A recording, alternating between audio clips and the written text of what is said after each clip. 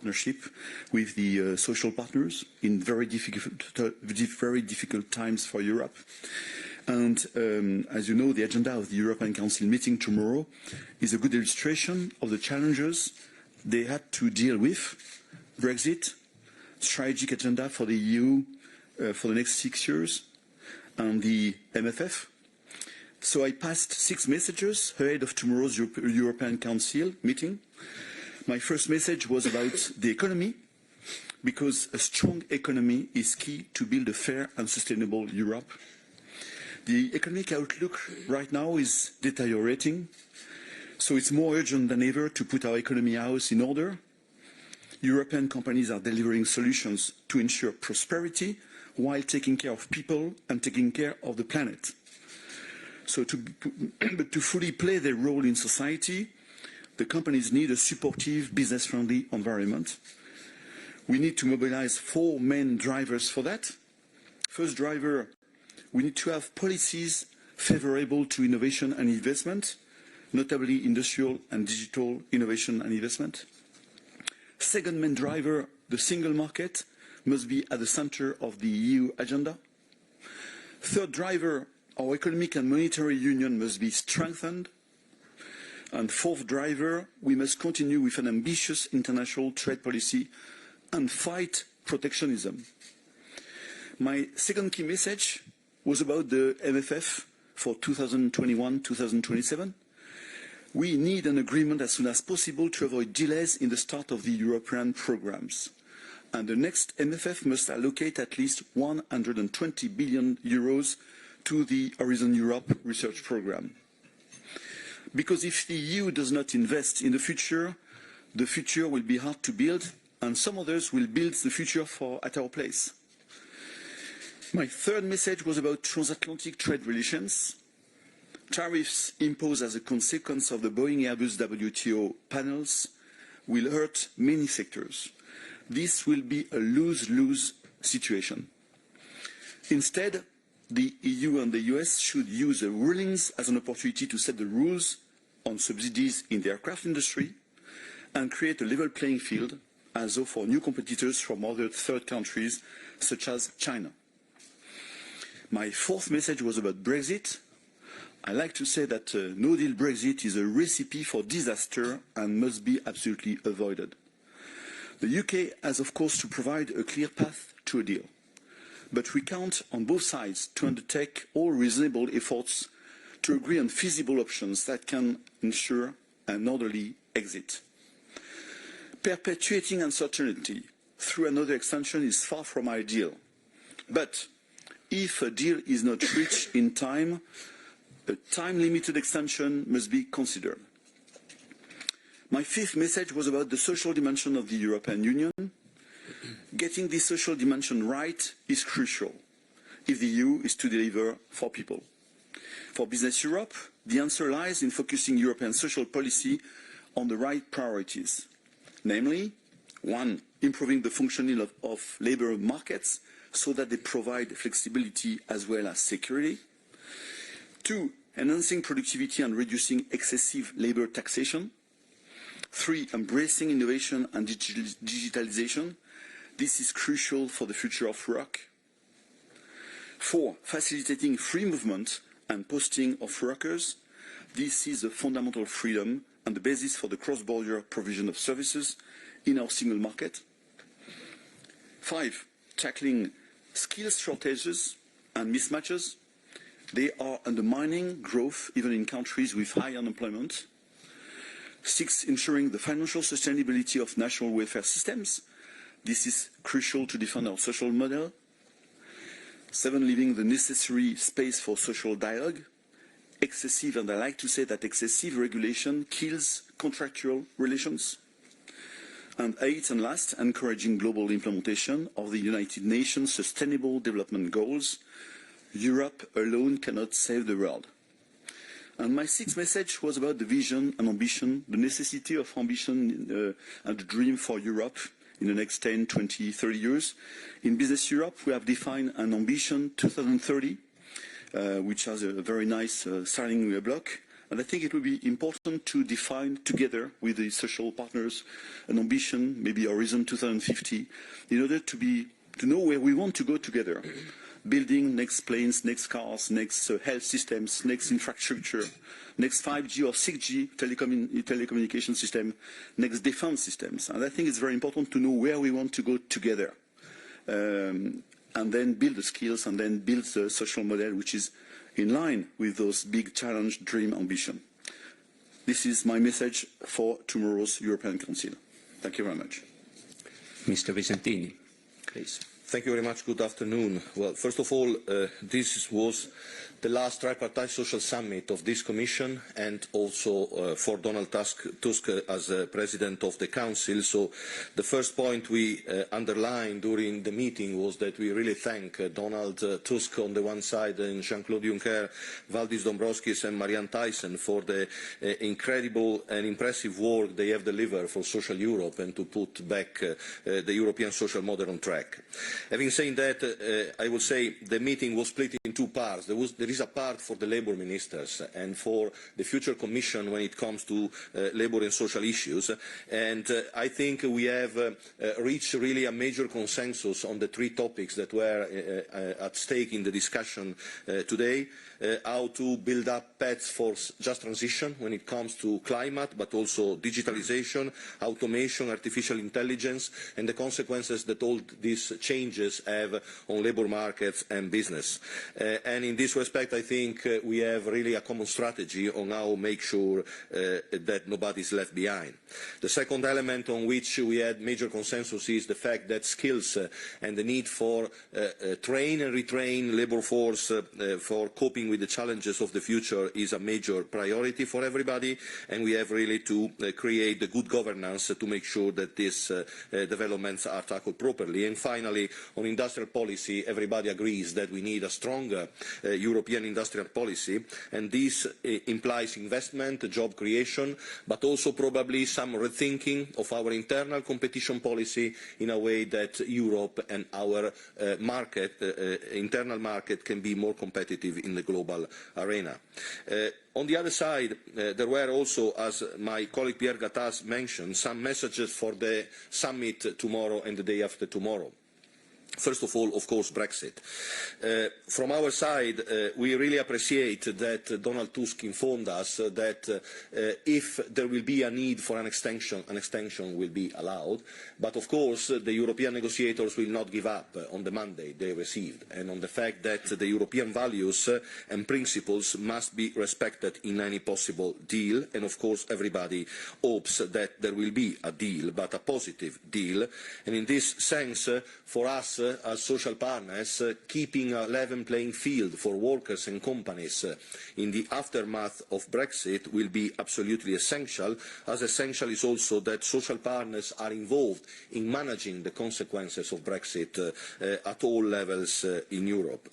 The second message for the summit tomorrow is about completing some pending initiatives and decisions that have not been delivered yet. The first one and most important is the fact that there is no decision yet on the European budget for the next cycle and on the multi-annual financial framework. There is a big risk connected to that, because we had already experienced this almost 1 year gap in funding in 2013 because of the delays in taking the final decision on the European budget.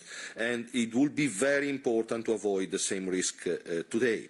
Then there are other things that are pending, the passerelle clause to have a qualified majority on some relevant issues at the European level, the completion of the rules regarding free movement of workers in the single market, the regulation on social security, the mobility package. All these things for us are very important to be delivered.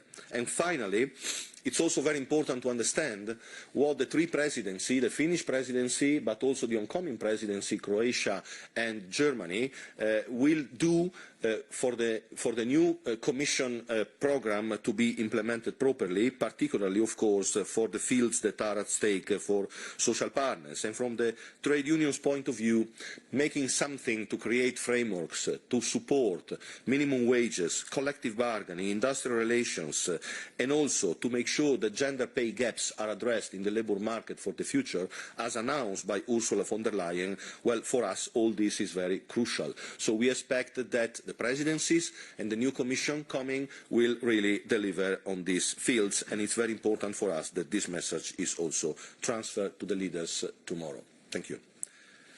So we are ready to take questions, and please use microphones, mention your name and media you represent. We start from there, please. Thank you, Marco. Joe Barnes from the Daily Express. You've mentioned a level playing field quite a few times during your statements, but just for Prime Minister Rinne, can you, as the Finnish presidency, guarantee your social partners that Boris Johnson's Brexit deal will contain the necessary level playing field provisions to guarantee the level playing field for your social partners? And then secondly, do you actually expect a deal to be struck tonight? Thank you.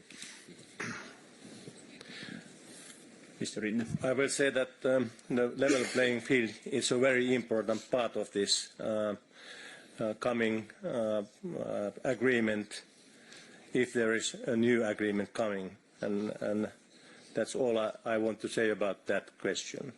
And I don't have crystal ball. I don't know what is happening in the coming night, but I hope that, as we have EU27 always wanted, that we can reach an agreement.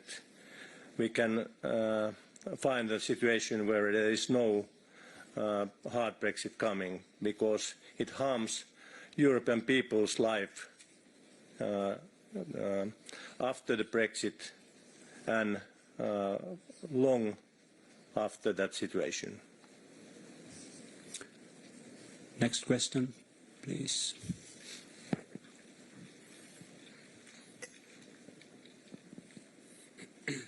Thank you very much. Jerome Hughes for Press TV. I just have a question on the social justice end of things, because Eurostat released published figures today showing that there are 109 million people in the EU who are at risk of poverty or social inclusion. So that's 22% of the population.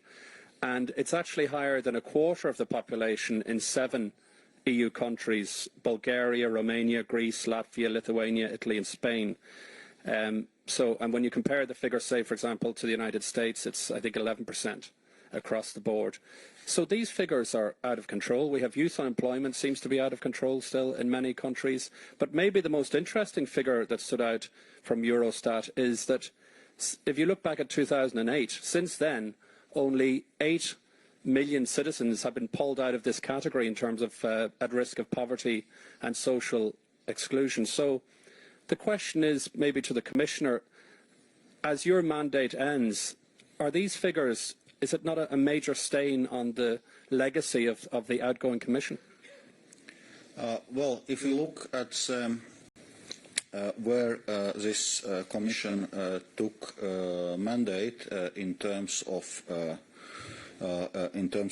social situation, it was still post-crisis situation, and effects of the crisis were still very visibly felt, and during those 5 years it must be said that situation, both economic and social situation, has substantially improved. We are now having highest number of people who are employed ever recorded.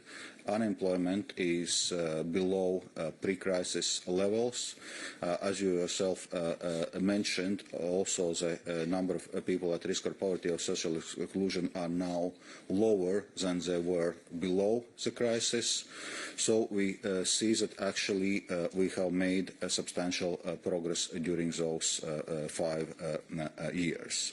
But of course, the work is not finished. That's why there is a strong emphasis on social dimension also in the next European Commission's agenda. That's why there is an emphasis for economy that works for people, for ensuring inclusive growth, reducing exactly income inequalities you were referring to.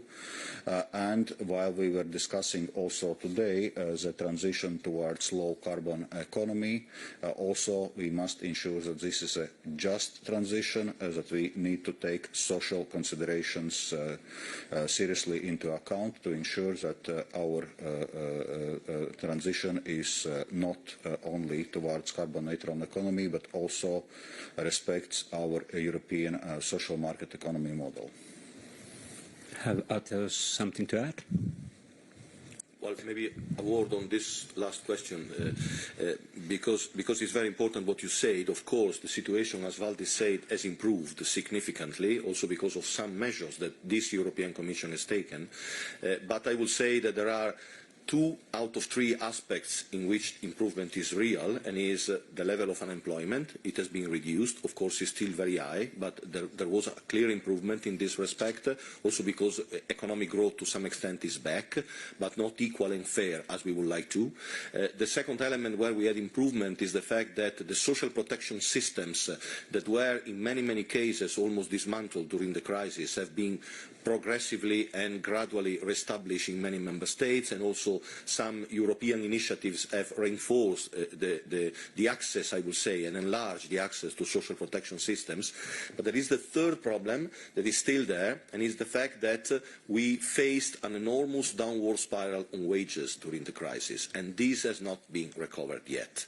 And that's exactly the reason why we welcome the announcement from Ursula von der Leyen that there will be an initiative on minimum wages and fair wage for everybody in the European Union, but also for extending access and rights to the non-standard workers that at the moment don't benefit from any collective agreement, any protection in this respect, the possibility of having a discussion on a minimum income in each and every member state in the European country, the possibility to address the gender and other kind of pay gaps in the labour market. Only to mention these 4, these are measures that potentially could really go in the right direction to tackle the problem you were mentioning. But of course, it will depend on the willingness of all the parties involved to deliver something very concrete and effective in these fields. So it's a big challenge for the next Commission, but also for the social partners to try to improve further the situation, I would say. Prime Minister. Thank you. To make these figures better, I think there, in general, are some things which we need to do in a European level, and also in the national level. And in general, we need more work for people. That means that we need to have investments in Europe level, in national levels. We may need to have better education for people, and the education level need to be higher in future, and I think that we need to have better social security for European people, maybe via standards to all member states, how to create those. There is issues which have effect quite fast, and there is issues which take time. Next question, back there, gentleman. David Carretta, Radio Radicale, Italian Radio. One question to the Prime Minister on Brexit again, if I may. Do you think that it's possible to have a full agreement, if that agreement will come in the next hours, at the European Council? I mean, we don't have details, legal details and so on. So do you think that it will be necessary a new European Council, an extraordinary summit to ratify, maybe after the House of Commons vote on the coming agreement, if it will come? And if I may, a question to Vice President Dombrovskis. The European Parliament just announced that it will not vote on the new Commission next week, so you will be in charge, well, you would have been in charge also in the new Commission of DBP procedures. I'm wondering, what do you think about the Italy DBP? Because we have a deterioration of structural balance of 0.2%, which is against what Italy promised to do, engaged to do in the summer and so on. we are on the same line of the last government, the other one. So what is your reaction? Thank you. So first Prime Minister, then Commissioner. Thank you for the question. I'm sure that the EU is doing its utmost to find an agreement on the consolidate text in due time before the European Council. I'm sure that there is people to do their best for get the text. But that this is extremely difficult, however still possible. The easiest way for me is to repeat that I don't have a crystal ball today or in future, but I will say that there is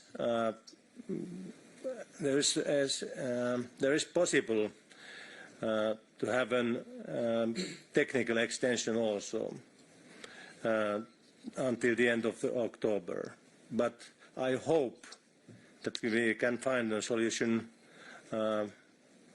under this night, tomorrow, maybe Friday, that this case is over. But I don't know. I don't have crystal ball.